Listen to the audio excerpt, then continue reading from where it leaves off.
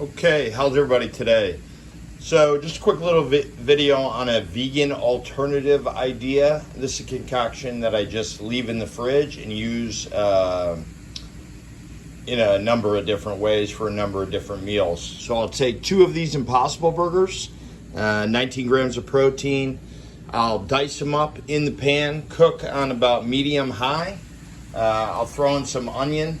I'll make a bowl of broccoli, probably a full head, for about 5 minutes, and I'll throw that on top.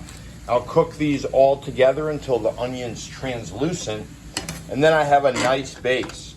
So this will stay in the fridge in a bowl, and there's a couple different meals that I use this base as. So one is I do some wraps. So I take a little of this, heat it up, throw it in a wrap with a little chili garlic sauce on the bottom, all vegan. I'll also throw this in some lentil or chickpea pasta. Really nice macro count there, all veggie, all bean, no wheat. I'll also use this sometimes just as is. I'll throw a little hot sauce on top of it, and I'll have it like that. Or I can throw it in some of that Beyond Eggs, which is the Just Egg here.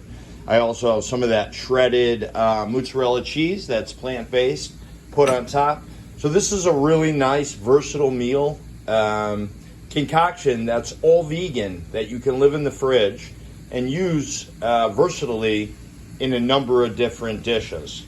So 3 dishes right there. It's quick on the go. You don't have to do any meal prep. You don't have to do any setup other than your initial day of cooking, and then you're good to go.